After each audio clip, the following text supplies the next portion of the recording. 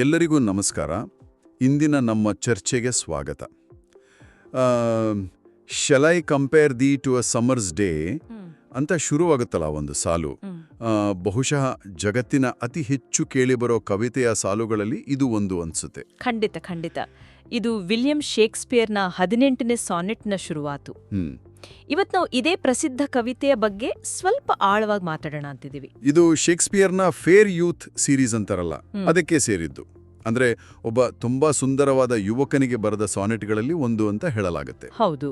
ನಮ್ಮ ಹತ್ರ ಇದರ ಬಗ್ಗೆ ಕೆಲವು ವಿಶ್ಲೇಷಣಾತ್ಮಕ ವಿವರಗಳಿದೆ.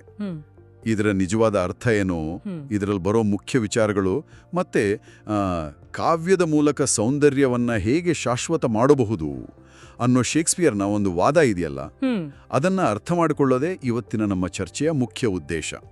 ಸರಿ, ಹಾಗಾದ್ರೆ ಶುರು ಮಾಡೋಣವಾ? ಹಾ, ಖಂಡಿತವಾಗಿಯೂ. ನೋಡಿ, ಕವಿ ತನ್ನ ಪ್ರೀತಿ ಪಾತ್ರರನ್ನ, ಅಂದ್ರೆ ಈ ಯುವಕನನ್ನ, ಒಂದು ಬೇಸಿಗೆಯ ದಿನಕ್ಕೆ ಹೋಲಿಸೋ ಯೋಚನೆ ಮಾಡ್ತಾನೆ ಮೊದಲು.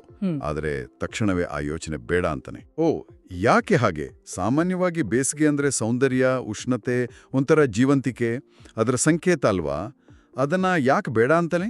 ಹೌದು, ಯಾಕಂದ್ರೆ ಶೇಕ್ಸ್ಪಿಯರ್ ಪ್ರಕಾರ ಬೇಸಿಗೆಯಲ್ಲಿ ಕೆಲವು ಕೊರತೆಗಳಿವೆ. ಅದು ಅಲ್ಪಕಾಲಿಕ. ಕೆಲವೊಮ್ಮೆ ವಿಪರೀತ ಬಿಸಿಲಿರುತ್ತೆ, ಇಲ್ಲವೇ ಜೋರು ಗಾಳಿ ಬೀಸಬಹುದು. ಅಂದ್ರೆ ಅದರ ಸೌಂದರ್ಯ ಪರ್ಮನೆಂಟ್ ಅಲ್ಲ. ಆದ್ರೆ ಈ ಯುವಕನ ಸೌಂದರ್ಯ ಹಂಗಲ್ಲ, ಅದು ಶಾಶ್ವತ ಬೇಸಿಗೆ ಇದ್ದಾಗೆ ಅಂತ ಕವಿ ಹೇಳ್ತಾನೆ. ಇದು ನಮ್ಮನ್ನ ಕವಿತೆಯ ಮುಖ್ಯ ಥೀಮ್ಗಳಿಗೆ ಕರ್ಕೊಂಡು ಹೋಗುತ್ತೆ. ಅಂದ್ರೆ ಕಲೆಯ ಅಮರತ್ವ ಮತ್ತೆ ಸೌಂದರ್ಯ ಮತ್ತು ಸಮಯದ ಒಂದು ಅಸ್ಥಿರತೆ ಬಗ್ಗೆ. ಸರಿ ಸರಿ. ಅಂದ್ರೆ ಪ್ರಕೃತಿಯ ಸೌಂದರ್ಯ ಕಾಲ ಕಳೆದಂತೆ ಮಾಸಿ ಹೋಗಬಹುದು, ಆದರೆ ಕಲೆ ಅದನ್ನ ಹಿಡಿದಿಡಬಲ್ಲದು ಶಾಶ್ವತವಾಗಿ ಅನ್ನೋ ಒಂದು ನಂಬಿಕೆ. ಇದು ಕಾವ್ಯದ ಶಕ್ತಿ ಬಗ್ಗೆ ಒಂದು ದೊಡ್ಡ ಸ್ಟೇಟ್ಮೆಂಟ್ ಅಲ್ವಾ? ಹೌದು ಹೌದು. ಸರಿ, ಮೊದಲನೇ ಚತುಷ್ಪದಿ ಅಂದ್ರೆ ಮೊದಲ 4 ಸಾಲುಗಳನ್ನು ನೋಡೋಣ.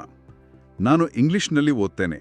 Shall I compare thee to a summer's day, thou art more lovely and more temperate. Thou art more lovely and more temperate. Rough winds do shake the darling buds of May, and summer's lease hath all too short a date. ಇಲ್ ನೋಡಿ, ಮೊದಲನೇ ಸಾಲಲ್ಲಿ ಪ್ರಶ್ನೆ ಕೇಳ್ತಾನೆ, ನಿನ್ನನ್ನು ಬೇಸಿಗೆ ದಿನಕ್ಕೆ ಹೋಲಿಸಲ್ಲೇ ಅಂತ. ಆದ್ರೆ 2ನೇ ಸಾಲಲ್ಲೇ ಉತ್ತರ ಕೊಡ್ತಾನೆ, ನೀನು ಅದಕ್ಕಿಂತ ಹೆಚ್ಚು ಸುಂದರ, ಹೆಚ್ಚು ಟೆಂಪ್ರೇಟ್ ಅಂತ. ಟೆಂಪ್ರೇಟ್ ಅಂದ್ರೆ ಇಲ್ಲಿ ಒಂಥರ ಸೌಮ್ಯವಾದ, ಸಮತೋಲನದಲ್ಲಿರೋ, ಅತಿರೇಕಗಳಿಲ್ಲದ ಅಂತ ಅರ್ಥ. ಬೇಸಿಗೆ ತರ ತುಂಬಾ ಬಿಸಿಲೂ ಅಲ್ಲ, ತುಂಬಾ ಚಳಿಯೂ ಅಲ್ಲ.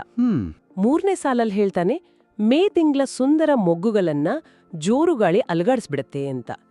4ನೇ ಸಾಲು ಬೇಸಿಗೆಯ ಗುತ್ತಿಗೆ ಅವಧಿ ತುಂಬಾ ಚಿಕ್ಕದು ಅಂತ ಹೇಳೋ ಮೂಲಕ ಅದೆಷ್ಟು ಅಸ್ಥಿರ ಅನ್ನೋದನ್ನ ಹೇಳ್ತಾನೆ. ಓಕೆ, ಅಂದ್ರೆ ಮೊದಲ 4 ಸಾಲುಗಳಲ್ಲೇ ಬೇಸಿಗೆಯ ಹೋಲಿಕೆ ಯಾಕೆ ಸರಿ ಹೋಗಲ್ಲ ಅನ್ನೋದಕ್ಕೆ ಕಾರಣಗಳನ್ನ ಸ್ಪಷ್ಟ ಮಾಡ್ತಾನೆ. ಅದು ಅನಿರೀಕ್ಷಿತ ಮತ್ತೆ ಸ್ವಲ್ಪ ಕಾಲ ಮಾತ್ರ ಇರುತ್ತೆ. ಸರಿ, ಮುಂದೆ. ಹೌದು. 2ನೇ ಚತುಷ್ಪದಿ. Sometime too hot the eye of heaven shines, and often is his gold complexion dimmed, and every fair from fair sometime declines, by chance or nature's changing course untrimmed. ಇಲ್ಲಿ ಬೇಸಿಗೆಯ ದೋಷಗಳನ್ನ ಇನ್ನೂ ಹೇಳ್ತಾನೆ.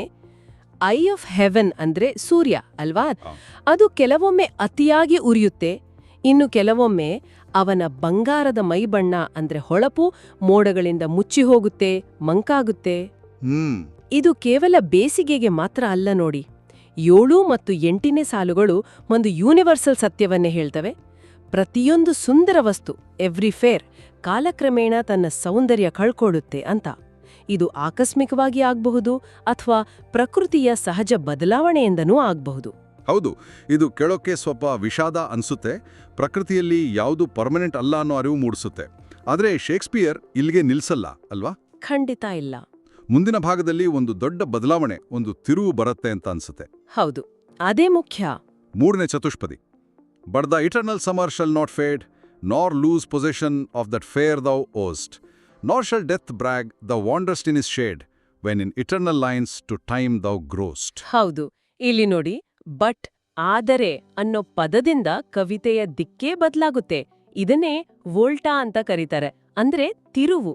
ಪ್ರಕೃತಿಯ ಸೌಂದರ್ಯ ಹಾಳಾಗೋದಕ್ಕೆ ವಿರುದ್ಧವಾಗಿ ನಿನ್ನ ಶಾಶ್ವತ ಬೇಸಿಗೆ ಅಂದ್ರೆ ಆ ಯುವಕನ ಸೌಂದರ್ಯ ಯಾವತ್ತೂ ಮಾಸೋದಿಲ್ಲ ಅಂತ ಕವಿ ಘೋಷಿಸ್ತಾನೆ. ನೀನು ಹೊಂದಿರುವ ಸೌಂದರ್ಯ ನಿನ್ನಿಂದ ಹೋಗೋದಿಲ್ಲ. ಸಾವಿಗೂ ಡೆತ್ಗೂ ಕೂಡ ನೋಡು ಇವನು ನನ್ನ ನೆರಳಲ್ಲಿ ಅಲೆಯುತ್ತಿದ್ದಾನೆ ಅಂತ ಹೆಮ್ಮೆ ಪಡೋಕೆ ಅವಕಾಶ ಇಲ್ಲ. ಯಾಕೆ? ಯಾಕಂದ್ರೆ ನೀನು ಕವಿಯ ಶಾಶ್ವತ ಸಾಲುಗಳಲ್ಲಿ ಅಂದ್ರೆ ಈ ಕವಿತೆಯ ಸಾಲುಗಳಲ್ಲಿ ಕಾಲನ ಜೊತೆ ಬೆಳಿತೀಯಾ ಅಂತ. ವಾ, ಇದು ನಿಜಕ್ಕೂ ಕಾವ್ಯದ ಶಕ್ತಿ ಬಗ್ಗೆ ಒಂದು ಅದ್ಭುತವಾದ ನಂಬಿಕೆ ಅಲ್ವಾ? ಅಂದ್ರೆ ತನ್ನ ಕವಿತೆ ಸಾವನ್ನೂ ಮೀರಿ ನಿಲ್ಲುತ್ತೆ, ವ್ಯಕ್ತಿಗೆ ಅಮರತ್ವ ಕೊಡುತ್ತೆ ಅಂತ ಹೇಳ್ತಿದ್ದಾನೆ. ಹೌದು ಹೌದು. ಕೊನೆಯ 2 ಸಾಲುಗಳು ಇದನ್ನ ಇನ್ನೂ ಗಟ್ಟಿಯಾಡಿ ಹೇಳ್ತವೆ ಅನ್ಸುತ್ತೆ. ಇಂಗ್ಲಿಷ್ಲಿ ಹೇಳ್ತಾನೆ, so long as men can breathe or eyes can see, so long lives this and this gives life to thee. ಈ ಕೊನೆಯ ದ್ವಿಪದಿ ಇದೆಯಲ್ಲ, ಇದು ತುಂಬಾ ಪವರ್ಫುಲ್ ಮುಕ್ತಾಯ. ಶೇಕ್ಸ್ಪಿಯರಲ್ಲಿ ತುಂಬಾ ಧೈರ್ಯದಿಂದ ಹೇಳ್ತಾನೆ, ಎಲ್ಲಿಯವರೆಗೂ ಮನುಷ್ಯರು ಉಸಿರಾಡ್ತಾರೋ ಅಥವಾ ಕಣ್ಣುಗಳು ನೋಡೋಕ್ ಸಾಧ್ಯವೋ ಅಲ್ಲಿವರೆಗೂ ಇದು ಅಂದ್ರೆ ಈ ಕವಿತೆ ಬದುಕಿರುತ್ತೆ. ಮತ್ತು ಇದು ನಿನಗೆ ಅಂದ್ರೆ ಆ ಯುವಕನಿಗೆ ಜೀವ ಕೊಡುತ್ತೆ. ಅಂದ್ರೆ ಈ ಕವಿತೆ ಇರೋವರೆಗೂ ಆ ಯುವಕನ ಸೌಂದರ್ಯ ಶಾಶ್ವತ ಅಂತ. ಹೌದು, ಒಟ್ಟಾರೆಯಾಗಿ ನೋಡಿದ್ರೆ ಇದು ಕೇವಲ ಪ್ರೀತಿ ಬಗ್ಗೆನೋ ಸೌಂದರ್ಯ ಬಗ್ಗೆನೋ ಇರೋ ಕವಿತೆ ಮಾತ್ರ ಅಲ್ಲ. ಇದು ಕಾವ್ಯದ ಅಂದ್ರೆ ಕಲೆಯ ಶಕ್ತಿಯ ಒಂದು ಸೆಲೆಬ್ರೇಷನ್ ಇದ್ದ ಹಾಗೆ. ಕಾಲವನ್ನ ಸಾವನ್ನ ಮೀರಿ ನಿಲ್ಲೋ ಶಕ್ತಿ ಕಲೆಗಿದೆ ಅಂತ ಶೇಕ್ಸ್ಪಿಯರ್ ನಂಬಿದ್ದ. ನಿಜ ನಿಜ. ಪ್ರಕೃತಿ ಯಾವುದನ್ನ ಉಳಿಸೋಕಾಗಲ್ವೋ ಅದನ್ನ ಕಲೆ ಹಿಡಿದಿಡಬಲ್ಲದು, ಸೆರೆಹಿಡಿಬಲ್ಲದು ಅನ್ನೋದಕ್ಕೆ ಇದೊಂದು ದೊಡ್ಡ ಉದಾಹರಣೆ. ನೀವೇ ನೋಡಿ, ಸುಮಾರು 400 ವರ್ಷ ಆದ್ಮೇಲೂ ನಾವೀ ಸಾಲುಗಳನ್ನ ಓದಿ ಇದ್ರ ಬಗ್ಗೆ ಮಾತಾಡ್ತಿದ್ದೀವಿ. ಹೌದು. ಅಂದ್ರೆ ಶೇಕ್ಸ್ಪಿಯರ್ ಹೇಳಿದ ಮಾತಲ್ಲಿ ಎಷ್ಟು ಶಕ್ತಿ ಇದೆ ಅನ್ನೋದಕ್ಕೆ ಇದೇ ಸಾಕ್ಷಿ ಅಲ್ವಾ? ಈ ಕವಿತೆಯೇ ತಾನು ಹೊಗಳಿದ ಸೌಂದರ್ಯಕ್ಕೆ ಒಂದು ಶಾಶ್ವತ ಸ್ಮಾರಕವಾಗಿ ನಿಂತಿದೆ. ಶೇಕ್ಸ್ಪಿಯರನ ಸಾನೆಟ್ 15ರ ಈ ಒಂದು ಚರ್ಚೆ ನಿಜಕ್ಕೂ ತುಂಬಾ ಆಸಕ್ತಿಕರವಾಗಿತ್ತು. ಕಾವ್ಯದ ಶಕ್ತಿ, ಸೌಂದರ್ಯದ ಸ್ವಭಾವ, ಈ ಎಲ್ಲದರ ಬಗ್ಗೆ ನಮ್ಮನ್ನ ಯೋಚನೆ ಮಾಡೋ ಹಾಗೆ ಮಾಡಿತು. ಹೌದು.